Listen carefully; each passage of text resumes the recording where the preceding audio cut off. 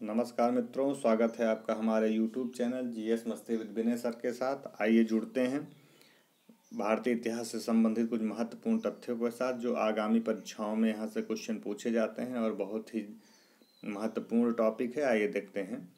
सिंधी भाषा में शाब्दिक अर्थ है मृतकों का टीला। मोहनजोदड़ो का सिंधी भाषा में शाब्दिक अर्थ होता है क्या? मृतकों का टीला। बहुत बार पूछा है। यहाँ से प्राप्त साक्ष्य कौन कौन से थे, यहाँ से क्वेश्चन पूछा था। ये प्राप्त साक्ष्यों को देखते हैं। बृहद स्नानागार का जिक्र करेगा तो मोहनजोदड़ो में सर्वाधिक उल्लेखनीय स्मारक, तत्कालीन विश्व का एक आश्चर्यजनक निर्माण, जॉन मार्शल ने इस शब्द को कहा था। अब लेख युक्त सर्वाधिक मुहरें मोहनजोदड़ो से प्राप्त हुई हैं। विस्नार अन्नागार मोहनजोदड़ो से। नृत्यरत नारी की कांस्य मूर्तियां मोहनजोदड़ो से। पुजारी योगी की मूर्ति मोहनजोदड़ो से। मुद्रा पर अंकित पशुपतिनाथ पूछा है, पशुपतिनाथ अर्थात शिव की मूर्ति कहाँ से प्राप्त हुई है? तो मोहनजोदड़ो से। सीपी पर बनी हुई पटरी भी पूछ लेता है, मोहनजोदड़ो से। घोड़े के दांत मोहनजोदड़ो थे। गीली मिट्टी पर कपड़ा मोहनजोदड़ो से। सूती कपड़ा का जिक्र करेगा तो कहाँ से? मोहनजोदड़ो से साक्ष्य प्राप्त हुए थे। हाथी का कपाल खंड मोहनजोदड़ो से। इस प्रकार से ये कुछ महत्वपूर्ण साक्ष्य थे। यह स्थित कहाँ है? यह लारकाना जिला सिंध प्रांत पाकिस्तान में स्थित है। सिंध नदी के कौन से तट पर है? सिंध नदी के दाएं तट पर है। दायां बायां भी कभी कभी पूछ लेता है। लोथल के बारे में पढ़ते हैं। पश्चिमी एशिया से व्यापार के लिए एक प्रमुख बंदरगाह लोथल है। प्रमुख सर्वाधिक इसकी प्रमुख जो विशेषताएं हैं, जहाज़ों की गोंदी, इसे डॉकयार्ड कहा जाता है। बंदरगाह कहा गया प्रमुख बंदरगाह व्यापार के लिए। प्राप्त साक्ष्य जो यहाँ से थे, फारस की मुद्रा थी, इसे सील बोलते हैं। पक्के रंग में रंगे हुए पात्र थे। धान और बाजरे का साक्ष्य मिला है यहाँ से लोथल से। फारस की मोहरें मिली हैं। घोड़े की लघुमृण मूर्तियाँ मिली हैं। 3 युगल समाधियाँ वेरी इंपॉर्टेंट पूछता है। 3 युगल समाधियाँ कहाँ से मिली हैं? तो लोथल से मिली हैं। कहाँ से? लोथल, इसको याद कर लीजिएगा। 3 युगल समाधियाँ कहाँ से? लोथल से।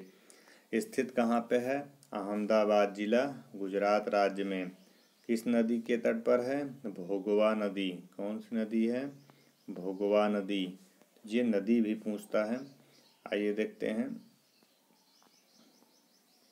चौहुदड़ो मनका बनाने का कारखाना या भट्ठी चौहुदड़ो में प्राप्त हुई थी। अलंकृत हाथी चौहुदड़ो से। खिलौना चौहुदड़ो से। लिपस्टिक कहाँ से? चौहुदड़ो से। वक्राकार ईंटें चौहुदड़ो से। बिल्ली का पीछा करते हुए कुत्ते का पदचिन्ह चौहुदड़ो से प्राप्त हुए हैं।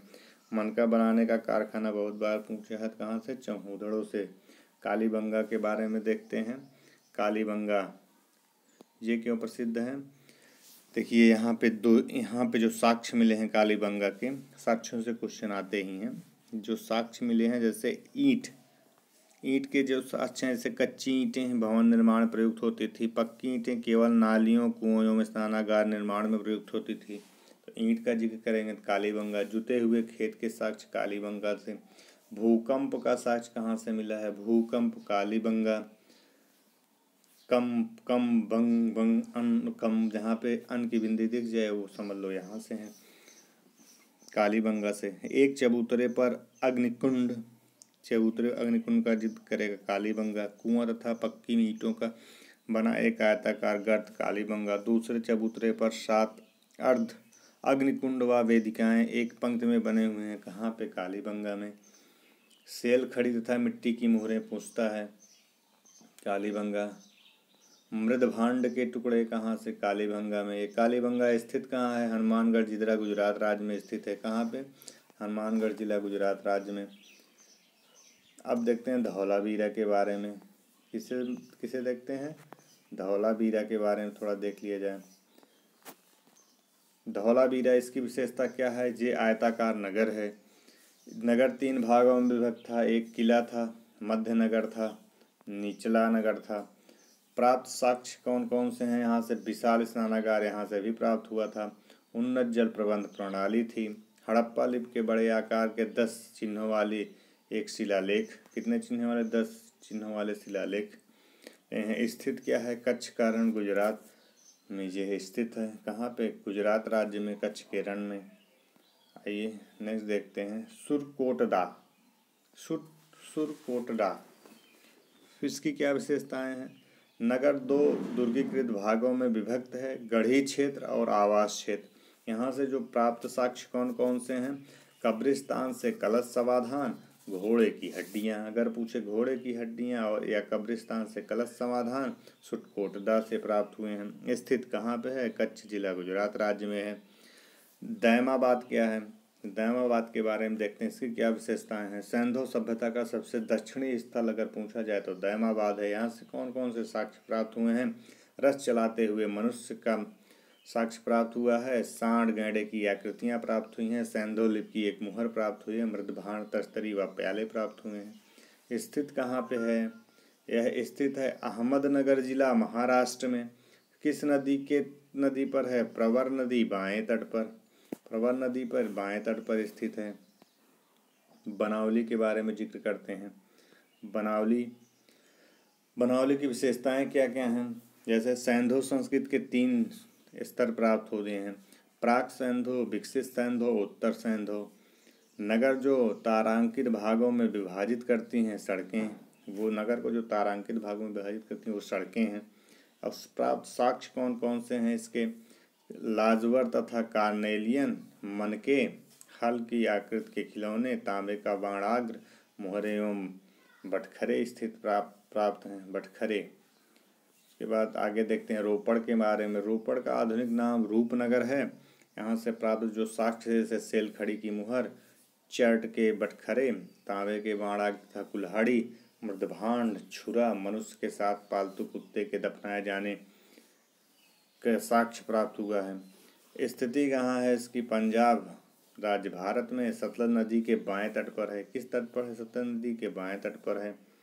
कि कुछ अन्य महत्वपूर्ण तथ्यों को देखा जाता है, आइए देखते हैं। स्थल और प्राप्त साक्ष्य से पूछे। बालाकोट सीप से बने चूड़ियों के टुकड़े, मांडा से कांस्य निर्मित पेंचदार पिन, नौसारे से स्त्रियों के मांग में सिंदूर के प्रमाण, रंगपुर में धान की भूसी, बहुत बार पूछा है, रंगपुर से धान की भूसी, लोथल से वृक्काकार चक्की के 2 पाट, कालीबंगा से ताम्र मूठ, हड़प्पा से एक स्त्री के गर्भ से निकलते पौधे की आकृतियाँ, बहुत बार पूछा है, वेरी इंपॉर्टेंट, एक स्त्री के गर्भ से निकलते पौधे की आकृति हड़प्पा से। हुलास सिंधु लिपियुक्त एक ठप्पा है। सुटकांगेंडो और मिट्टी की चूड़ियों के अवशेष है। मोहनजोदड़ो संयुक्त पुष्प मूर्ति है। शरीर और मस्तक का जिक्र करते हैं। भेड़ का मस्तक सूरदार हाथी का प्राप्त हुआ था। परीक्षा की दृष्टि से कुछ महत्वपूर्ण तथ्यों को देख लिया जाता है। कपास की खेती का आरंभ सर्वप्रथम सिंधु निवासियों ने किया था। पूछे कपास की खेती का प्रारंभ कौन किया था? सिंधु निवासियों ने किया था। सिंधु सभ्यता में क्रय विक्रय वस्तु विनिमय द्वारा किया जाता था। वस्तु विनिमय से चीज़ें पूछी जाती हैं क्योंकि सिक्कों का प्रचलन नहीं था। वस्तु विनिमय का अर्थ होता है एक वस्तु को दे करके कोई दूसरी वस्तु लेना, वस्तु विनिमय प्रणाली कहलाती है। सिंधु सभ्यता को बाट मुख्यतः घनागार थे। मेलुहा की पहचान क्षेत्र सिंध क्षेत्र से की गई है। धातु मूर्तियाँ लुप्त मोम या मधुच्छिष्ट बीज से बनाई जाती थी। सर्वाधिक मृण मूर्तियाँ पशु पक्षियों की प्राप्त हुई हैं। अगर पूछे सबसे ज़्यादा मृण मूर्तियाँ किसकी प्राप्त हुई? पशु पक्षियों की प्राप्त हुई हैं। सर्वाधिक मुहरें सेलखड़ी की बनी हैं। सिंध सभ्यता की मुहरे पर सर्वाधिक अंकन एक श्रृंगी बैल का है।